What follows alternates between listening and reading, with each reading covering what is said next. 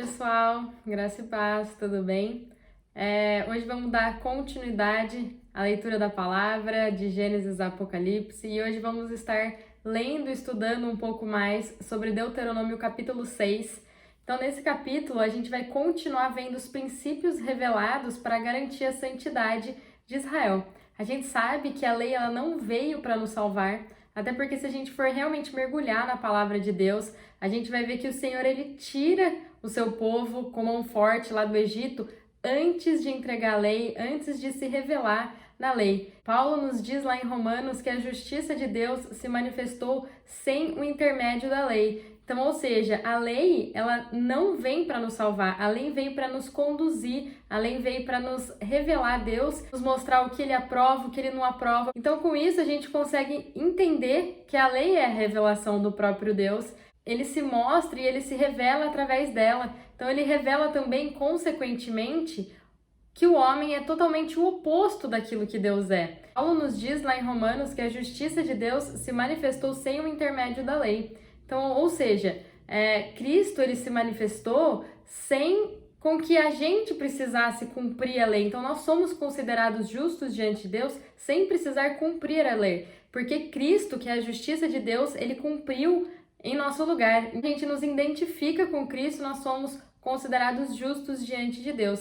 Então, com isso, a gente consegue entender que a lei ela revela o próprio Deus e, consequentemente, revela que o homem é totalmente o oposto dele. Nos mostra que a gente precisa desesperadamente de Jesus. Porque se a gente não tem algo mostrando, apontando o nosso pecado que habita em nós e, consequentemente, as nossas transgressões, as nossas ações pecaminosas, a gente nunca iria conseguir perceber o quanto a gente precisa de ajuda e o quanto a gente carece da glória de Deus.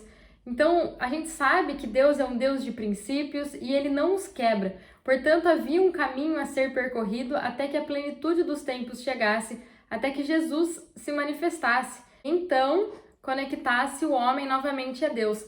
Mas até que chegasse essa dispensação completa de Deus, essa economia de Deus, onde Ele viria morar dentro do nosso espírito, Ele precisou ir com calma. Ele precisou ir se dispensando aos poucos, progressivamente, até ter essa dispensação por completo.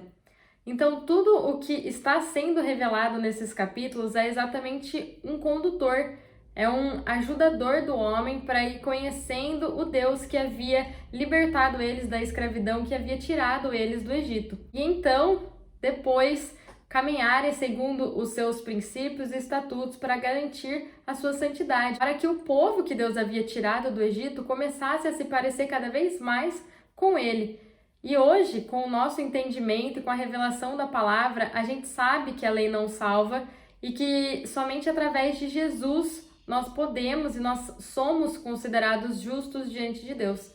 Mas a palavra do Senhor, essa palavra que os israelitas não quiseram ouvir porque temiam a morte, ela sim salva a nossa alma. Esse fogo que vem queimando e vem arrancando o que provém da natureza adâmica. Vem nos purificando, vem nos santificando, vem realmente tirando toda a lama que está dentro de nós.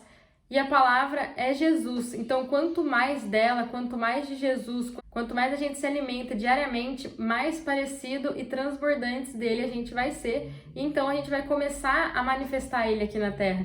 Porque Jesus ele não está aqui na Terra. Nós, a igreja, que somos o testemunho vivo de Cristo. Então, as pessoas precisam olhar para nós e ver ele. Amém? Vamos começar a leitura do capítulo, então. Estes são os mandamentos, os estatutos e os juízos que o Senhor, o teu Deus, mandou ensinar-te, para que os cumpra na terra que passam a possuir, para que temam ao Senhor, o teu Deus, e guardem todos os teus estatutos e mandamentos que ordeno a ti, a teus filhos e a teus netos, todos os dias da sua vida, a fim de que os teus dias sejam prolongados. Ouve, ó Israel, e cuida de pô-los em prática, para que te vá bem e muito te multipliques na terra em que mana leite e mel, como te disse o Senhor, o Deus de teus pais. Então, mais uma vez aqui, o capítulo começa falando que vai descrever os estatutos, os mandamentos e os juízos que o Senhor mandou, ensinar para os israelitas, a fim de que eles obedecessem, para que eles cumprissem na terra que o Senhor estava dando para eles por herança, na terra que o Senhor havia prometido dar à geração de Abraão, de Isaque e de Jacó. Então a terra já era deles, porque o Senhor já havia prometido.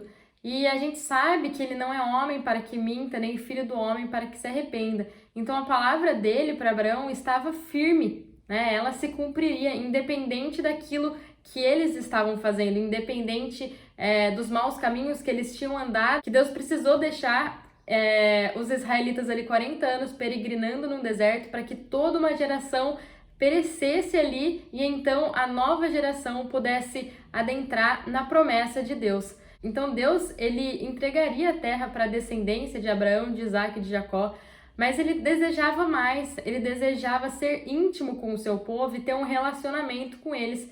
E isso era possível naquele momento através da lei, onde se eles obedecessem e seguissem as diretrizes do Senhor, os dias deles seriam prolongados e eles começariam a compreender o quão maravilhoso e santo é o Senhor, eles começariam a conhecer, a andar com o Senhor, não somente a ouvir falar quem era o Senhor. E é exatamente isso que o Senhor quer para as nossas vidas no dia de hoje, que a gente viva o céu na terra, não que a gente espere viver coisas boas, felizes, alegres, não que a gente espere até a eternidade, mas que nos dias de hoje a gente passe a viver o céu na terra, que as bênçãos, que a prosperidade, né, do Senhor estejam sobre as nossas vidas, sobre as nossas casas, sobre os nossos familiares, mas para viver esse céu na terra, para viver aquilo que o Senhor preparou para nós, não tem como a gente continuar vivendo a nossa própria vida, não tem como a gente continuar andando segundo as nossas vontades, planejando os nossos objetivos. A gente precisa abrir mão de nós mesmos, a gente precisa abrir mão dos nossos objetivos e das nossas vontades e nos agarrar e nos alinhar com a vontade do Senhor, com aquilo que Ele quer para as nossas vidas. Então, para que isso aconteça, a gente precisa realmente se alinhar com aquilo que o céu está dizendo, para que a gente possa viver a boa, perfeita e agradável vontade de Deus para as nossas vidas.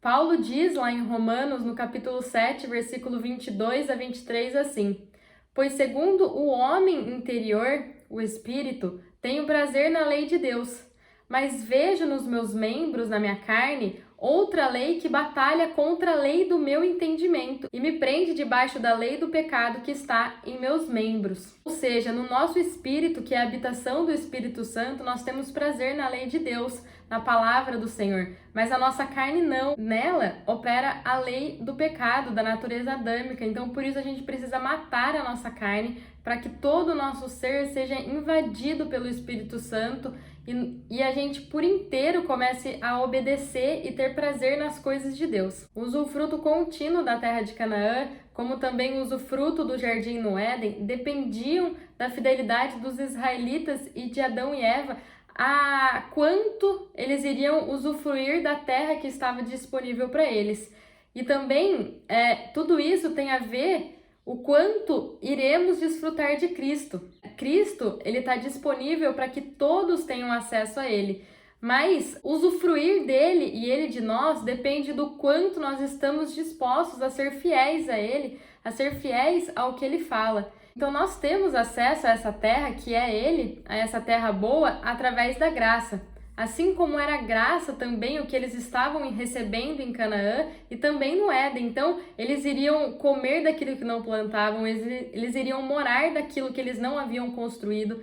Então, tudo isso é a graça, é você receber algo que você não merecia, para que a gente possa usufruir por completo, para que a gente possa desfrutar de Cristo por completo, vai depender da nossa obediência, vai depender do quanto nós honramos e respeitamos Ele. Então, tem pessoas que usufruem de Cristo, que ouvem a voz dele constantemente, que realmente vivem para ele. Mas tem pessoas que escutam a voz dele de vez em quando, que ainda agem segundo as suas vontades, que ainda fazem aquilo que querem. Então, cada pessoa tem um patamar de desfrute de Jesus.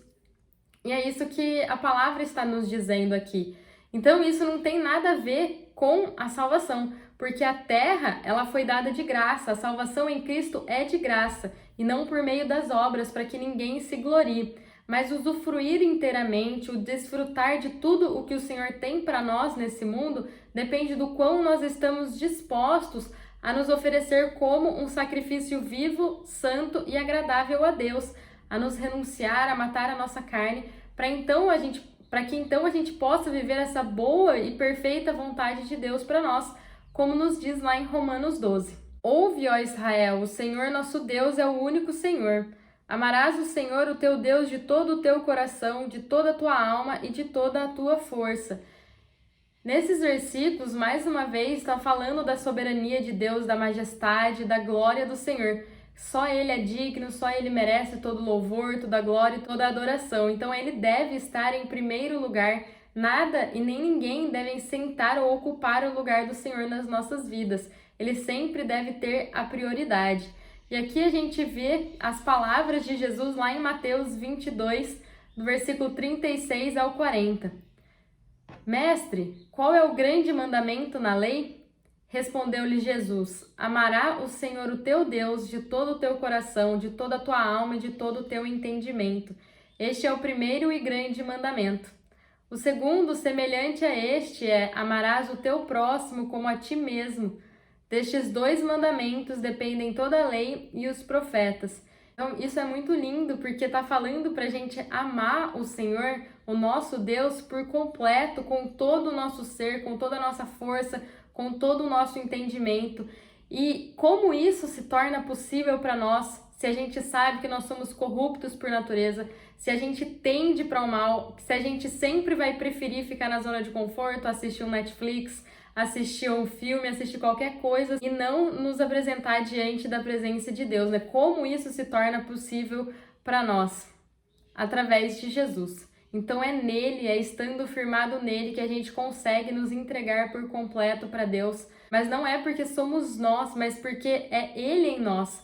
É o Espírito Santo que tem o total prazer na lei de Deus vivendo através de nós. Então sempre que a gente tiver vontade de ler a Bíblia é Ele, sempre que a gente tiver vontade de ir na igreja é Ele. Então que a gente possa, nesses pequenos detalhes, ouvir aquilo que Ele está falando com a gente e obedecer. Mas tudo isso requer de nós uma decisão, de que a gente escolha, porque muitas vezes a gente tem vontade de ir na igreja, mas a gente prefere pedir uma pizza e ficar em casa assistindo um Netflix, mas a gente prefere ir na casa de alguém. Então, que a gente realmente possa escolher e colocar Deus em primeiro lugar nas nossas vidas, né, no lugar que é dele, sempre pensando nele em primeiro lugar, aquilo que vai deixar ele feliz, aquilo que ele quer que a gente faça.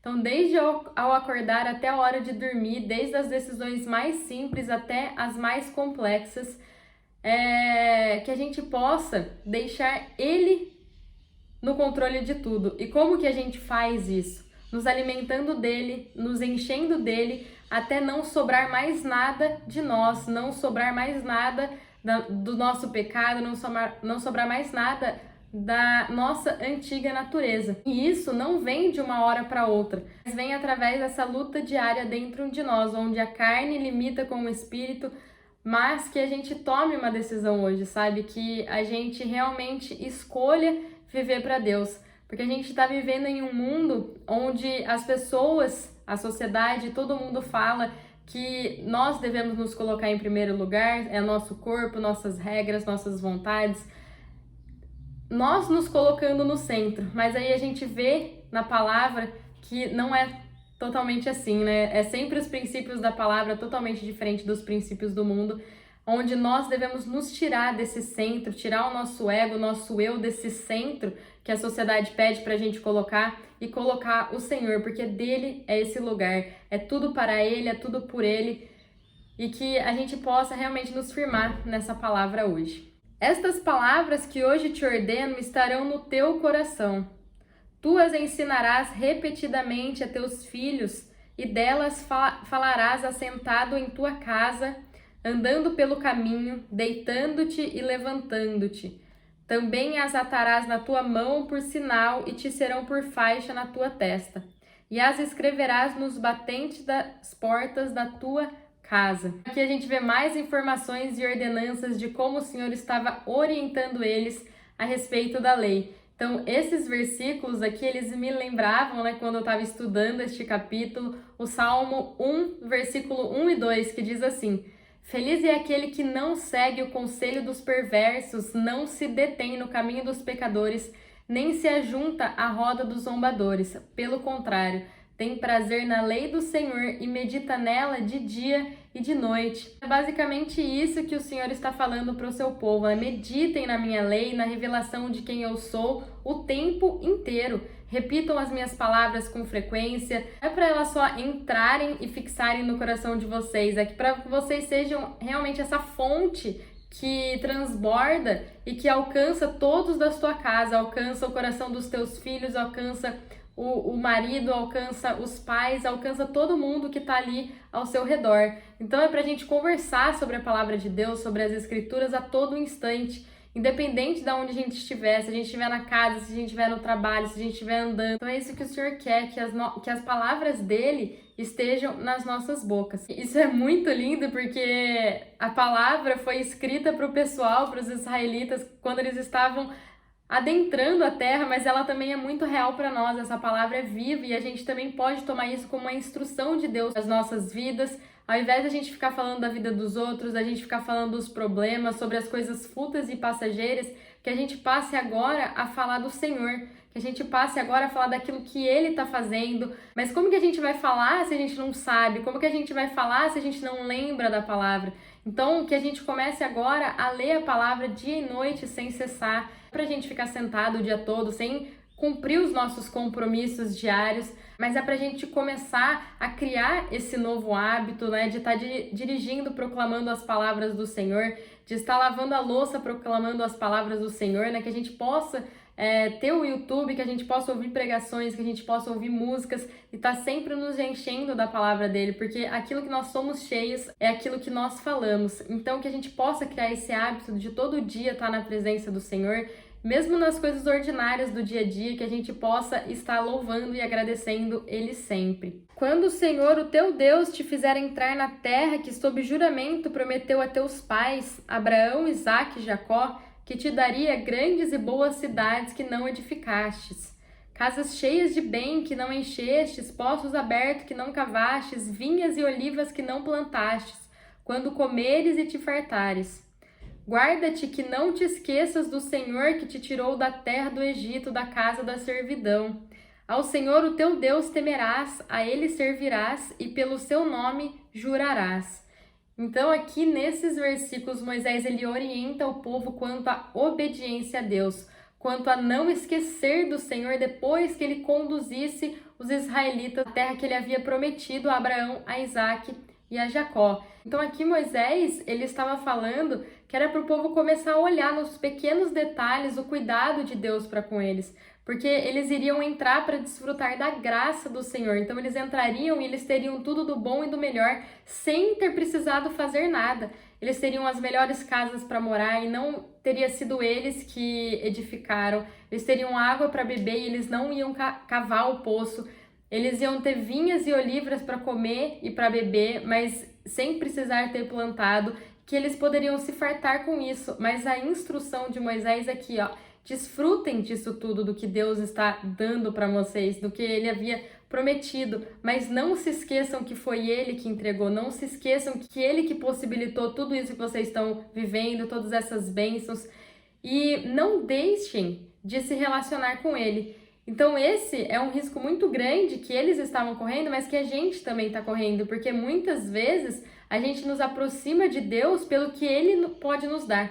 Ele pode nos abençoar com uma casa, com um carro, com dinheiro no banco, e muitas vezes a gente faz isso, mas que a gente possa começar a nos aproximar de Deus por quem Ele é e não por aquilo que Ele pode nos dar. Porque quando isso acontece, quando a gente vai ao encontro do Senhor pelas coisas, quando a gente alcança aquilo que a gente queria dele, a gente começa a nos afastar e muitas vezes sem nem olhar para trás, sem nem lembrar de quem abriu a porta do emprego, de quem trouxe a cura, de quem trouxe a prosperidade. Então se a gente focar somente em receber e não ter um relacionamento íntimo com Ele, nós nunca vamos o conhecer de verdade. Mas quando o nosso foco muda, quando a gente começa a guardar a nossa mente e o nosso coração, quando a gente começa a nos firmar na palavra do Senhor, tudo muda. Porque a gente não vai mais querer as coisas, mas nós vamos querer a presença.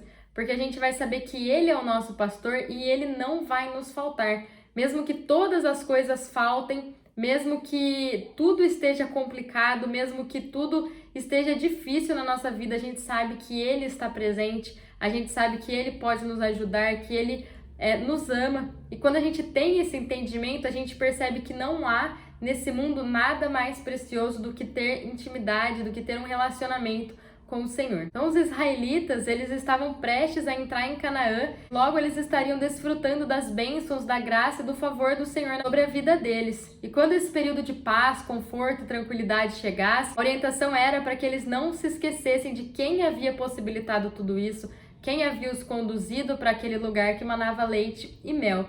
Então, quando nós temos um coração grato de estar sempre lembrando onde nós estávamos, qual era o nosso futuro e qual sentença estava sobre nós e onde nós estamos agora, por meio de quem nós fomos libertos e qual é o nosso futuro agora, a gente irá servir, a gente irá temer e a gente vai honrar e obedecer aquele que nos amou e que nos escolheu primeiro. Amém? Não seguirá outros deuses, os deuses dos povos que estão ao teu redor, pois o Senhor, o teu Deus, é um Deus zeloso no meio de ti, para que a ira do Senhor, o teu Deus, não se acenda contra ti e ele te destrua da face da terra. Nesses dois versículos, a gente tem uma alerta de Moisés para o povo, repetindo os mandamentos do Senhor. Não seguirá outros deuses.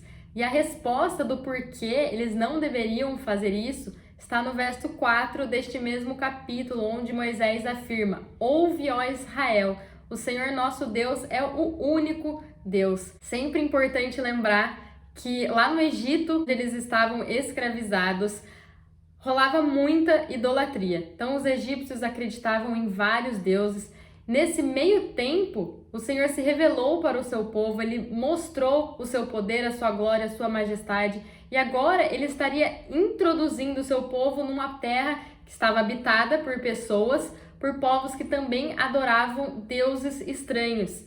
E é exatamente isso que o Senhor está dizendo, né? Foquem em mim, falem de mim, se encham de mim, guardem o teu coração para que vocês não comecem a se parecer com o povo que está à sua volta, que está na terra que eu estou dando para vocês. Então reconheçam quem eu sou e o quanto eu os amo, para então não deixarem que os ídolos entrem no meio de vocês. Então não se apeguem mais aos ídolos que vocês tinham contato no passado e nem comecem a tentar conhecer os ídolos dos povos que vão estar ao seu redor, né? Olhem para mim, foquem em mim.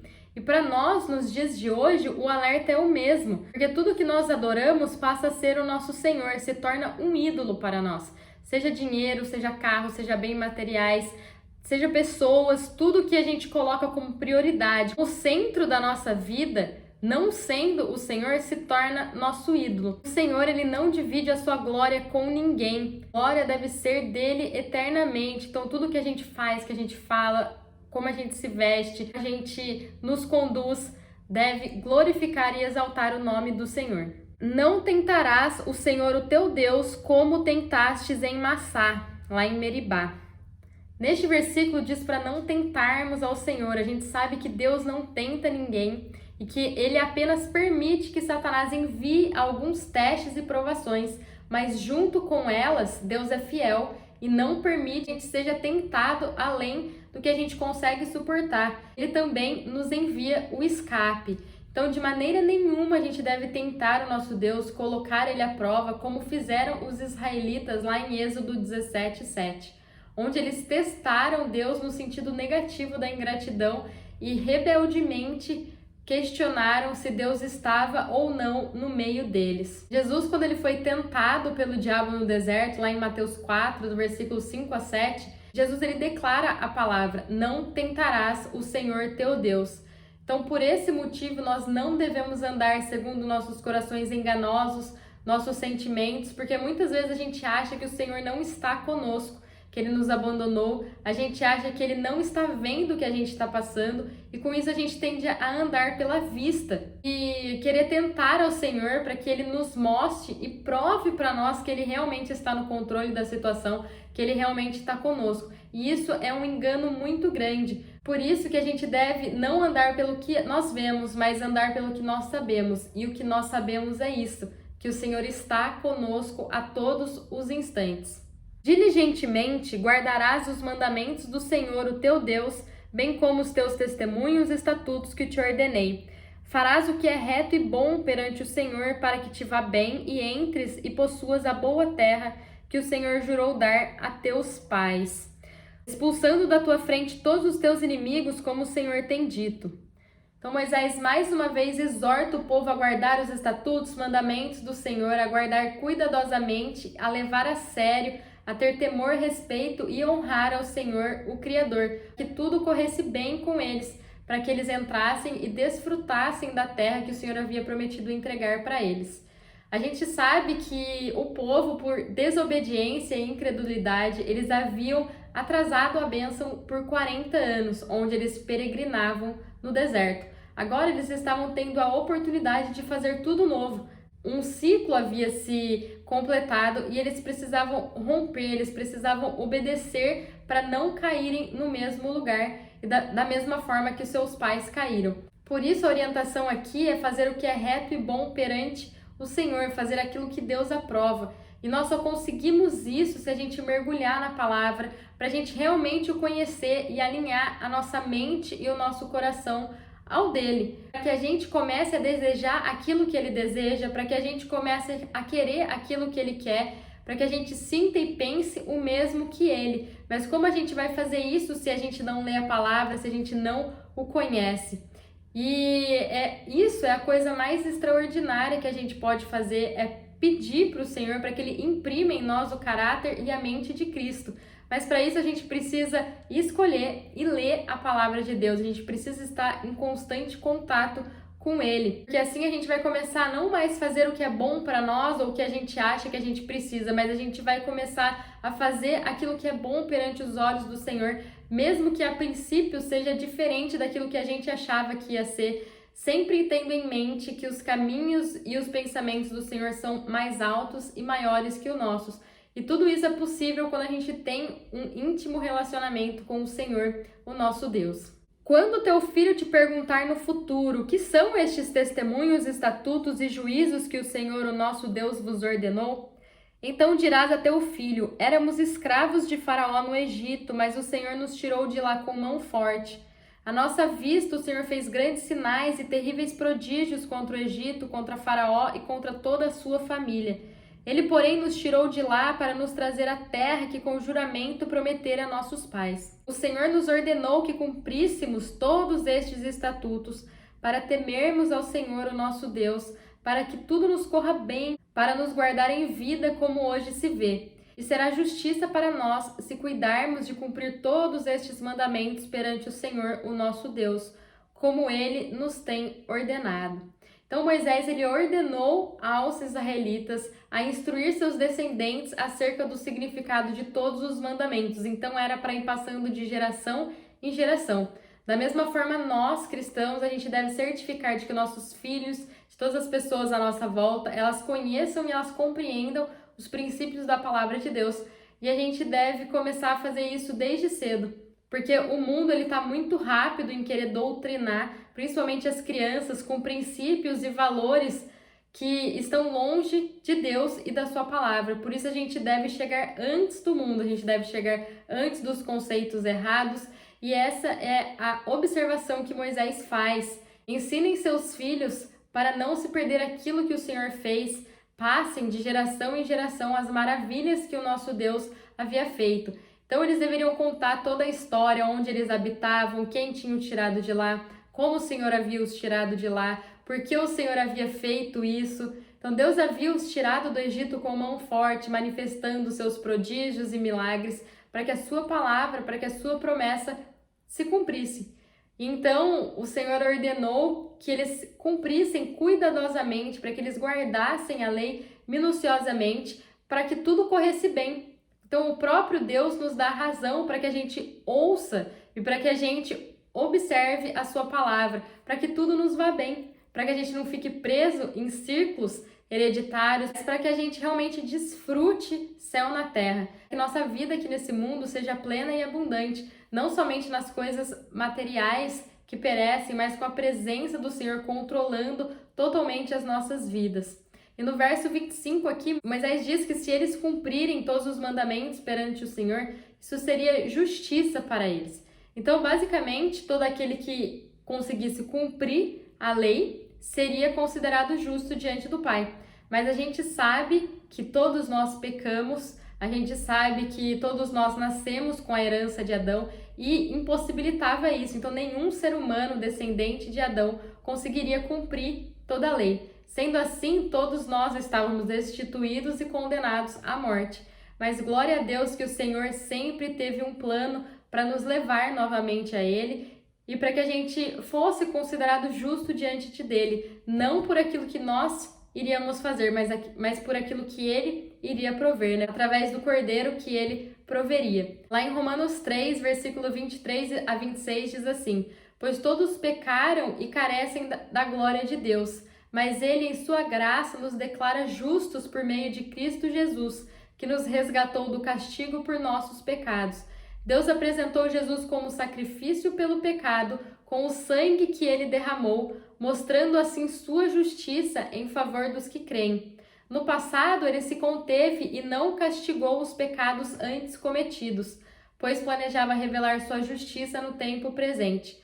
Com isso, Deus se mostrou justo, condenando o pecado, e justificador, declarando justo o pecador que crê em Jesus. Então, o que Deus fez? Deus enviou o seu Filho não para abolir a lei, mas para cumprir a lei e para que todos os que estivessem nele fossem justificados diante de Deus. 2 Coríntios 5:21 diz assim: pois Deus fez de Cristo, aquele que nunca pecou, a oferta pelo nosso pecado, para que por meio dele fôssemos declarados justos diante de Deus. Então, declarando Jesus como o Senhor das nossas vidas, nós somos inseridos nele, nós somos feitos justiça diante de Deus. Então, ele é o único caminho que nos dá acesso ao Santos dos Santos, que nos dá acesso à glória e à presença de Deus. Amém? Gente, mais um vídeo de estudo, que a gente possa estar sempre buscando, sempre nos alimentando da palavra de Deus. Que o Senhor abençoe cada um de vocês e até mais.